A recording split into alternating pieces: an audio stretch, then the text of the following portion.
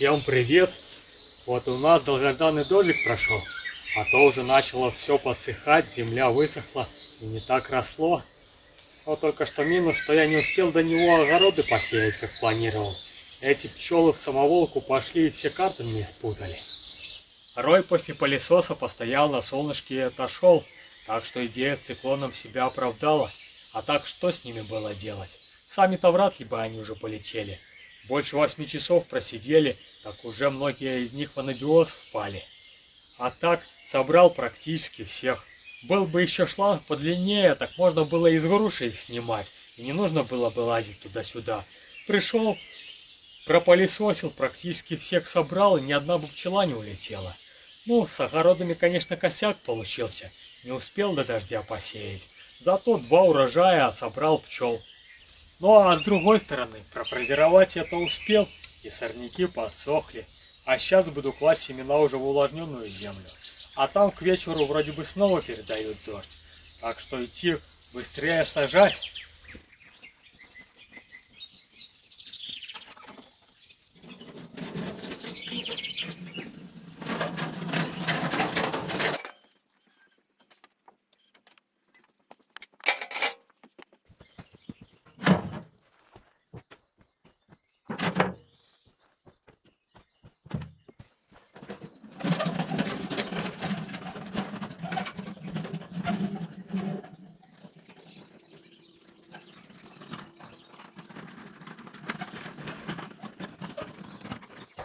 По сравнению с прошлым годом, огород сейчас у меня раз в 50 больше. А что у меня там было? 2 теплые грядки размерами 80 сантиметров на 6 метров. И то зелень была, томаты были, урожай моркови, лука, свеклы.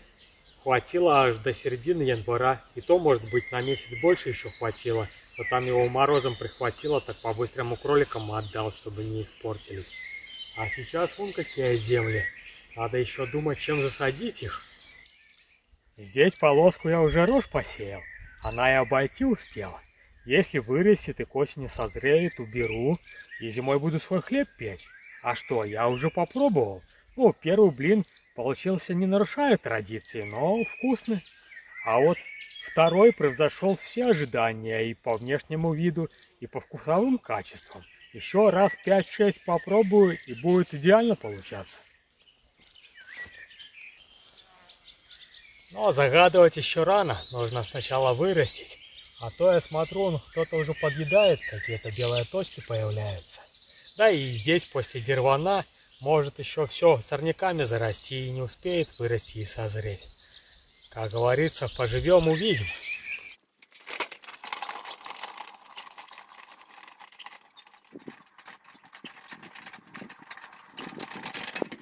Решил начать сажать огороды с этого конца, с картошки. По идее, я ее особо-то и не ем. Мне много и не нужно. На год ведра 2 спокойно хватит. А вот в прошлом году несколько мешков мелко отдали, попробовал кроликам давать. Так они сырую за милую душу лопали. Вот решил для них посадить. Как раз осталось немного. Соседи дали ведро. И еще решил прикупить сортовое одно. В итоге получится 2,5 ведра. Я вообще не понимаю людей, которые ее сотками сеют.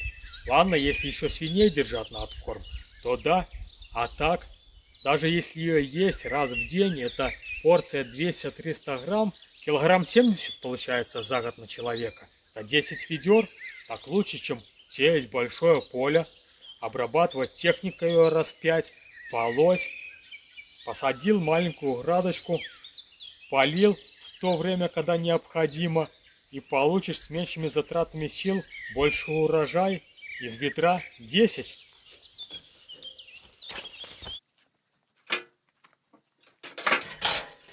Буду сажать под лопату.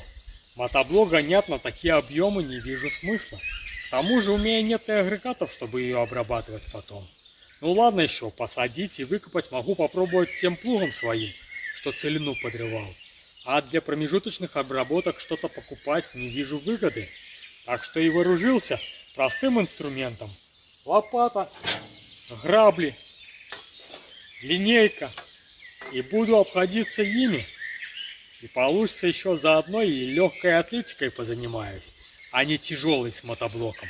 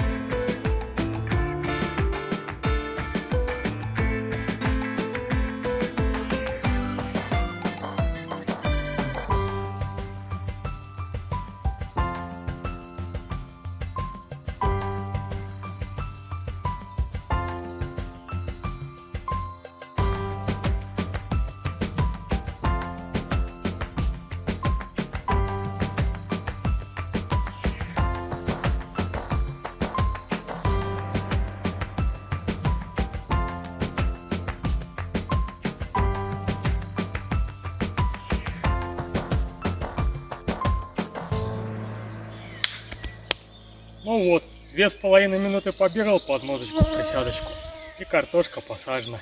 Вы, наверное, и чай свой не успели еще допить. В итоге получился такой небольшой кусочек. 6,5 на 9. Это чуть больше, чем полсотки. Оказалось, на больше должно получиться. Хоть и сажал довольно широко, между радио 80 сантиметров. Ну а у радку клубник, как уже видели, клал по 20 сантиметров. А закапывал сантиметров на 8. Глубоко не стал, смысла не вижу в этом. Сейчас вечером, думаю, дождик пройдет, немного увлажнит, она успеет влаги набрать, втянуть. А если не успеет, то полью. Площадь небольшая, да и вода совсем рядом. Клубни золой посыпал, дал стартовый капитал минеральных элементов. Заодно и защита будет от вредителей на первое время, пока не прорастет, чтоб не поели. Мало ли кто в этой земле живет. Пока еще не знаю. Ну а борозды лучше было заделывать не граблями, а засыпать компостом. Но у меня, к сожалению, готового нет, закончился. Последние остатки вывез сюда перед фрезеровкой. Ну, я думаю, здесь и так хватит питательных веществ. 15 лет земля стояла, никто ее не трогал. А осенью я этот дерван переорал, так оно перепрело. Ну, а так как земля здесь насыщена полезными веществами, то, скорее всего, ботва буять будет. Поэтому бороздки сделала довольно широкими, чтобы ей хватало света. Да и к тому же окучивать я ее не собираюсь. Зачем делать лишнюю работу? Ладно еще, если бы земля была плотная, и там на случай, если будут проливные дожди, чтобы клубни не замокали и не загнили. У меня здесь вообще песочек. И даже хоть каждый день пусть льет, как из ведра, вся лишняя влага сразу уходит.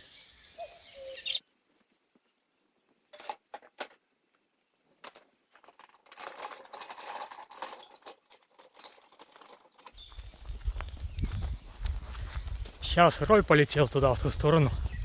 Сбегал, посмотрел, так там присел на небольшую яблоньку. Не знаю, не мой. Какой-то здесь пролетал, походу. Хороший здесь у меня транзитный коридор. Все летят туда, на северо-запад. Посмотрим, может быть, еще не улетел. Сходил у деда Мити. Раем не одолжил. Своих еще не пересадил. Только собирался. А тут прилет. Сейчас посмотрим, может быть, еще и не улетели. Может, им мои липы понравились, так они сюда и летят в ожидании, что они зацветут. Вот, смотрите, присел такой на небольшую яблоньку.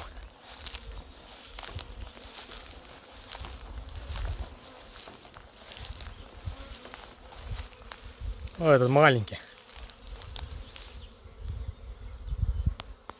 Сейчас мы его определим. Ну вот, практически все пчелки в районе. Только что-то они не хотят, там сидят, суетятся.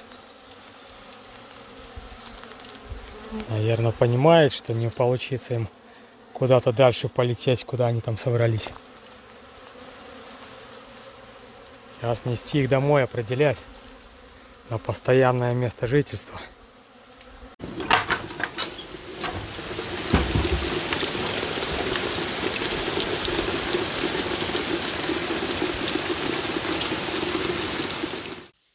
Ну вот и обещанный дождик пошел. Сначала так линул хорошенько, а сейчас уже затихает. Хотя, судя по облакам на небе, скорее всего будет недолго, так тучка мимолетом налетела. Хотя ближайшие 3 дня передают, что задождит, так что огороды буду пробовать сажать, когда будет проясниваться между дождями. Ну а сейчас хорошо я успел до этого с пчелами спорадковаться. Пересадил я все-таки этих 3 роя в 1 улей. Посмотрел. Этот рой, который я пылесосил, скорее всего, без матки. Ну, пчелы там достаточно много, отжили все, там, может, жменька на дне мертвых осталась. Но зато эти 2 последних, они небольшие. Так что сыпанул в 1 улей, а так как там, скорее всего, 2 матки, чтобы не слетали, я их попрыскал туалетной водой, улей попрыскал, чтобы 1 запах был. Так что, я думаю, они обживутся. Кстати, сейчас этот дождь их немного придержит, если вздумают улетать. Да и поставила я 1 рамку с расплодом. Открытого не было, только закрытый. Взял в этом уле, с которого рой 1 из них вышел. Так что, такие дела. Кстати, этот улей тоже пересадил. Так что на пасеку сейчас лучше не заходить, там шум, гам. Все беспокоятся, обживаются. Ну, надеюсь, что все будет хорошо.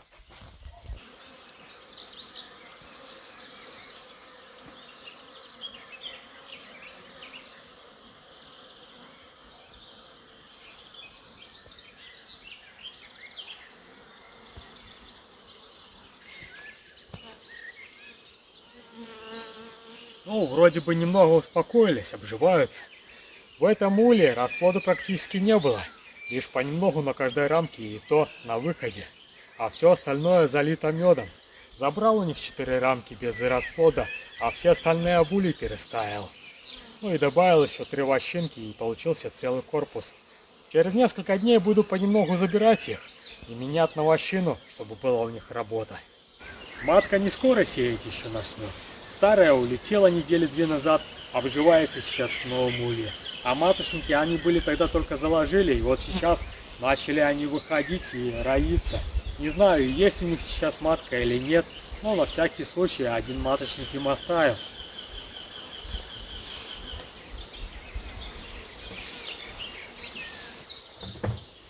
Пересаживал их так же варварски, как и тех, отпиливал верхнюю планку у рамок и заменял на менее тонкую, чтобы влезли в улья. Но не у всех, были некоторые рамки и поменьше.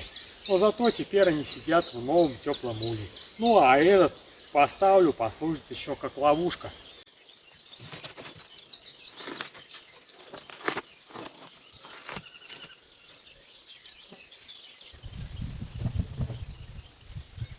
А эти 4 рамки, что забрал у них, 2 полностью залитые, уже наполовину запечатанные, будут не для лакомства.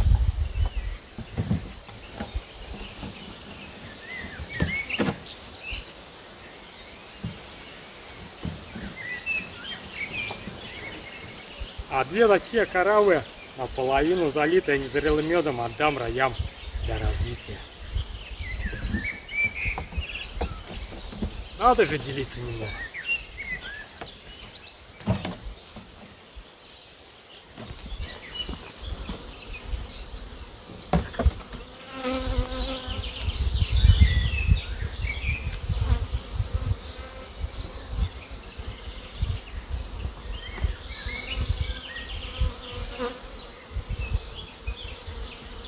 Навел на пасеке пока порядок, а теперь идти еще порядковать огороды.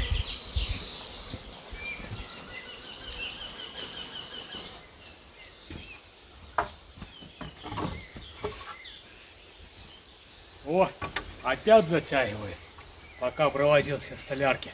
Сделал маркер, чтобы ускорить разметку.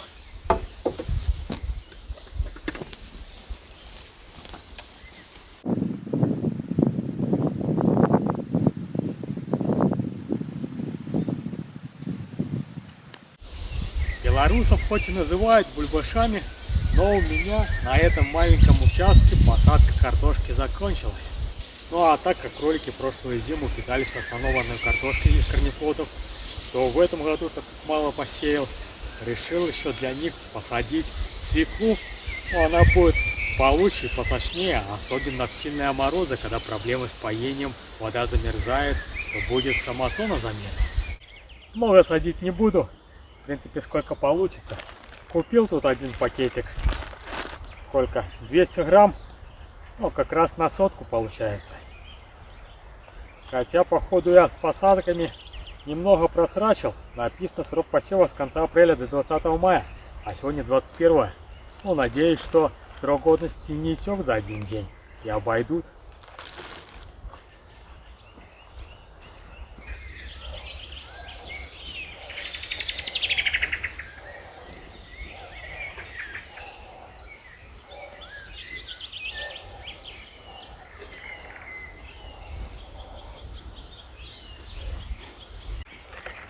Можно было бы селку какую-нибудь замутить.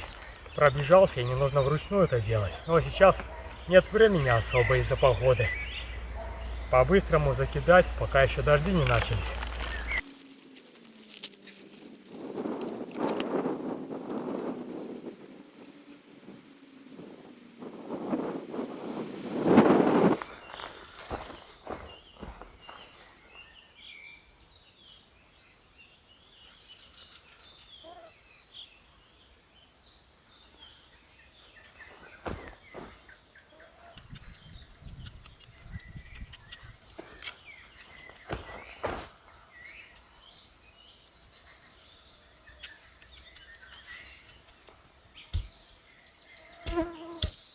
Сейчас подумал, может быть и стоило все-таки селку замутить. А то практически полдня провозился. Ну, по времени, наверное, бы не вышло бы быстрее. Но зато в столярке не надо стоять в позе буквой-зю, да и комаров там поменьше, а то сейчас к вечеру они как-то сильно активировались. Посадил ровно сотку. 31 родок с междурядием 50 и длиной 6,5. Семена еще остались, но пока остановлюсь. Практически получаса засеяно. Высажу основные культуры, ну а там, если место останется, то продолжу. Как заметили, высаживал под линейку с расстоянием 20 сантиметров, буквально по зернышку. Научен уже, есть опыт. Если высаживать сплошную и когда нужно будет прореживать, попадет как раз засуха, то поливай, не поливай, они сильно останавливаются и замедляются в росте. К тому же с линейкой не намного и дольше, а так не нужно будет делать еще одну операцию. Половина свеклы, которая ближе к картошке, посыпал золой, ну только что, может, зря это делал, так как она немного ощелачивает землю, а свекла предпочитает более кислые, а у меня здесь замирал нейтральные. Ну, к осени посмотрим, будет ли разница. Да и думаю, урожая мне с этой сотки вполне хватит. Какая там урожайность у свеклы? 150-190 центнеров с гектара, одна сотка 160 килограмм, кроликам вот так на зиму хватит.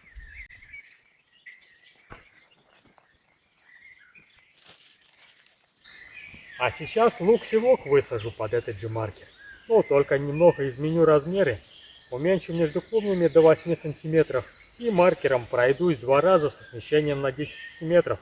И получится у меня 2 рядочка, между которыми будет 10, и между парами по 40.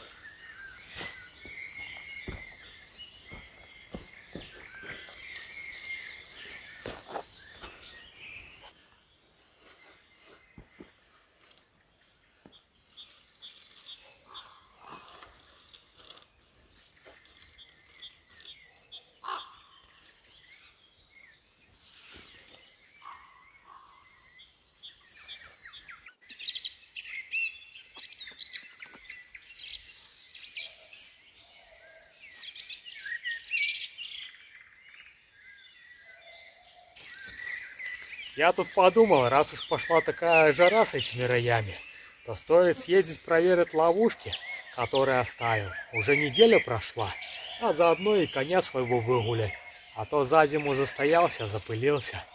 Ну и спину немного размять после этих огородов перед сном как раз получится.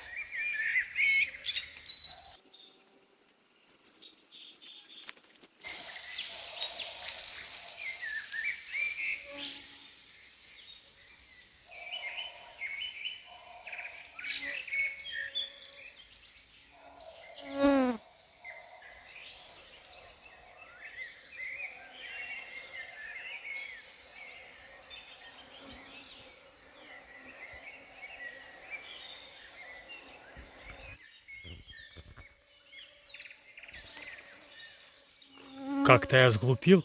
Поздно уже. Пчелы, наверное, спят, даже если и прилетели. Не знаю, может постучаться, откроет кто. Тишина.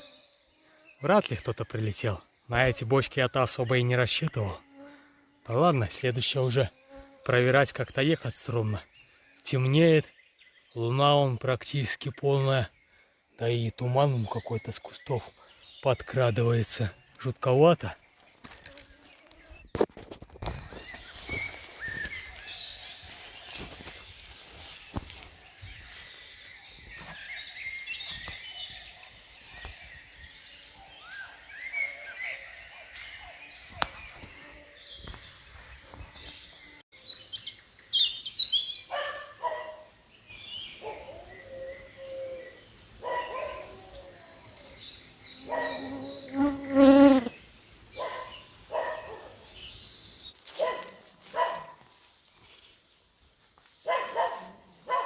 Посмотрел прогноз погоды на завтра. Практически на весь день дождь передают.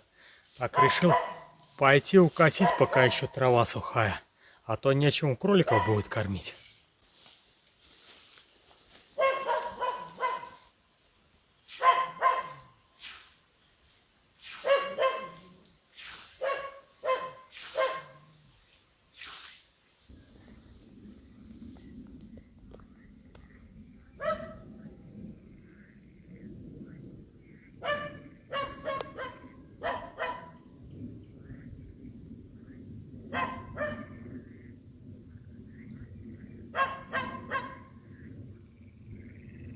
Полезла в дупло за медом. Еще побольше Винни-Пух будет, чем я.